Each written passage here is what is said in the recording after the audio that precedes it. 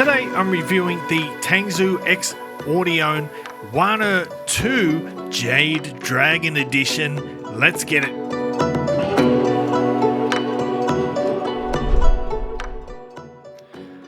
What's cracking, audio fans? It's David here from Prime Audio Reviews. This is the box for the Waner 2 Jade Dragon Edition. I should mention, first of all, before we go any further, the price of the Waner 2 Jade Dragon is $20. Yes, I'm talking about a $20 IM.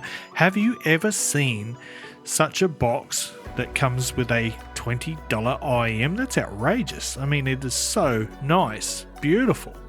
But the beauty goes more than skin deep. Check this out. Inside the box, you get this lovely cleaning cloth. Look at that. The matching themed cleaning cloth. Now, of course, the $20 IMs don't need a cleaning cloth. This is just sort of landfill. Basically, it's just waste. Well, although, you know, if you're a glasses wearer, you can use it to clean your glasses or your camera lens or your computer monitor, etc. But it's just such a nice touch, isn't it? Look at that. And in addition to that, you get a pretty lovely little silicone carrying case, storage pouch, whatever you want to call it. And it looks just like that. So already, you know, it's looking like pretty good value as soon as you open the box. Let's have a look at the IMs. And they look like that. Unsurprisingly, well, maybe surprisingly, they are a deep jade green color, and yeah, they're really nice. They've got this sort of raised dragon motif on the faceplates, and I think they look really cool. Obviously, if you don't like green, you're going to be out of luck with this edition, but there are some other versions going on. I think they look really mint. They don't feel all that premium, but they don't feel terribly cheap either. They're pretty average for, you know, you could expect something like this for up to sort of $50 in the build department. When it comes to comfort, I found these to be super comfortable. The nozzles are a little bit short, so I did have to mess around with a few different types of ear tips to find one that sort of felt secure and didn't keep popping out of my ears, but eventually I found the right ones, and from that point on I was gold. But let's have a quick look at the cable now.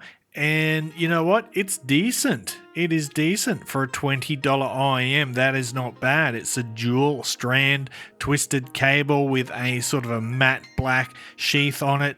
It's got metal hardwares like the plug, and the Y splitter is aluminium. So it's a pretty decent cable. It's for, like, again, a budget IM. I'm getting it all tangled up now, but you know, compared to something like the KZ cables, this is a lot better than that. Another value add for this IM. But let's get into it. We'll talk about how the Waner sounds. Now, basically, the tuning is very similar or almost identical to the original Waner, but the driver has been updated, supposedly upgraded, so there is less distortion, which means a cleaner signal and higher resolution and all that stuff. But regarding the sound signature, it's basically it sort of follows a variation of the Harman target, the tried and tested Harman target. However, it does have a bit more of an emphasis on articulation and fidelity than the Harman. The tuning feels refined. It feels quite mature for a budget IM. And at first listen, like, it might not stand out. It doesn't have a sort of a wow factor. But given, you know, over time, as well, at least to my ears, over time, it did sort of grow on me, and I came to appreciate it more and more as I continued to listen. So although it doesn't have an especially powerful bass or a really rich popping mid-range or anything, the beauty with this one lies in its blend of, it sort of has this nice warm tonality, but that warmth is paired with a really light and airy feel. And I don't know how they managed to do that with a single dynamic driver, but that's what they've done, and it works. Let's talk about the bass. So first of all, let's throw up the graph and have a look. There you go. So you can see slightly less bass than the Harman target, but also it has an attenuated upper mid-range lower treble area to compensate.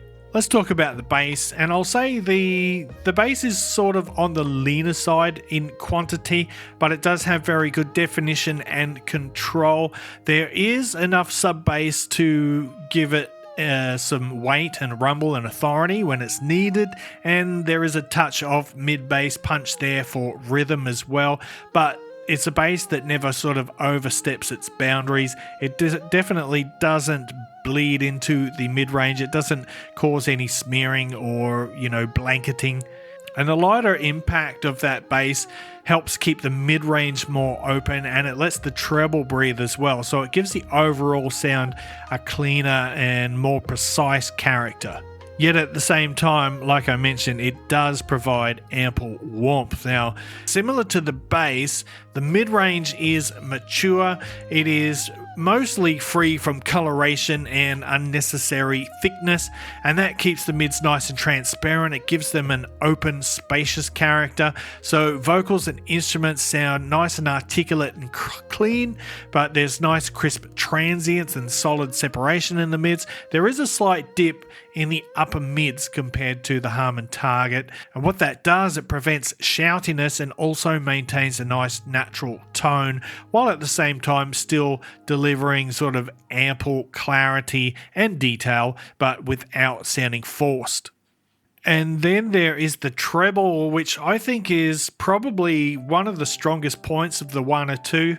With that bass and mid-range, both of those are fairly close to neutral, so the treble it's able to shine but without any aggression, so it doesn't have to fight against the bass and the mid-range to be heard. So it is a sort of a light treble, but it does have nice density. It does have very clear detail, but at the same time there is no harshness there. It's not a sibilant treble. It sounds natural and relaxed, but it's still got a bit of energy and great detail retrieval. So let's move on now finally to the soundstage and technicalities. The soundstage, I would say, has fairly large dimensions. It feels nice and spacious. The details are really clearly rendered. Even micro details come through clearly on this one, which is great. The instrument separation is slightly above average for this for a budget IEM. Now, of course, this one can't perform on par with premium or more premium IEMs when it comes to resolution, but it does have a pretty strong technical performance for a budget IEM. Let's do a couple of comparisons, pulling out one of the budget kings, the 7Hz Cell Notes 0 here. So the differences in sound signature with these ones, the 0, by the way, is also a single dynamic driver. I forgot to mention that. Gosh, I'm bad at my job, aren't I? So the TANGZU Waner 2 has a single 10mm dynamic driver. I should have said that at the start, but I did say it, so I got there in the end. Anyway, the 0 has even less bass presence than the Waner 2, particularly in the sub bass. So the sub bass extension isn't great on the 0, but that opens up the mid-range even more than it does on the Waner 2, especially in the upper mids and presence region, because they are enhanced or lifted. And that really brings vocals to the forefront. It makes vocals really stand out. So that, in addition to a more forward treble, gives the 0 a brighter overall tonality compared to the Waner 2. The soundstage isn't as wide on the 0 as it is on the Waner 2, but it's about equal in regards to imaging and detail retrieval. Okay, next up, I've got the Blonde BL03 Mark II. So this one might come as a bit of a surprise, and that is because the sound signature of both of these IEMs is very, very similar. The main difference being that the Blonde BL03 Mark II has ever so slightly less sub bass, almost imperceivable when you're listening to it. It's like probably less than 2 decibels less in the sub bass. The main difference between these is the shell, the Blonde being metal or probably a zinc alloy, whereas the the Waner 2 is obviously plastic. But yeah, they are just so similar. The Blonde is a little bit more expensive. I think it may be $5 to $10 more.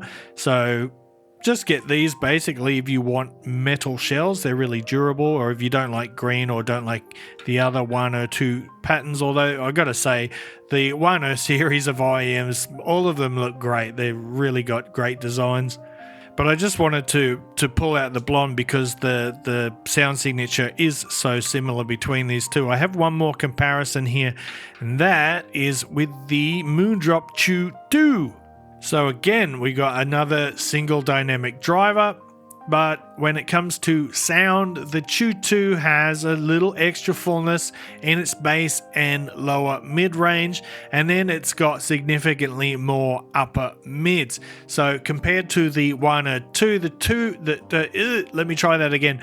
Compared to the Waner 2, the Chew 2 sounds a bit more colored. It's a little bit more V-shaped. It has denser mid-range notes and a brighter, more forward vocal presence. But those stronger upper mids can make the Chew 2 sound a little bit shouty on occasion if you turn the volume up too much, and a little bit more fatiguing over time, whereas the Waner 2 is just really smooth and it sort of has a more relaxed presentation. So in short, the Chew 2 has a bit more intensity and bite, whereas the Waner 2 trades that bite and energy for balance and easier sort of long-term listening. So anyway, that is the TANGZU Waner 2, or if you're an Australian, the TANGZU Waner 2. And yeah, I'd say this is a solid IEM, good value for money, especially considering the accessories that you get, the cable, the carrying case, and that cleaning cloth, and just the, very distinctive looking shells there. So for 20 bucks, really can't complain about anything. So if you're looking for a budget set to add to your collection or start your collection, this is a good one to get. Having said that, I'm going to wrap it up there. Thanks for watching the video. If you liked it, give it a thumbs up, Pa Family audiophile style. And if you're new here, hey, hit that subscribe button before you go. And until next time, I'll see you later.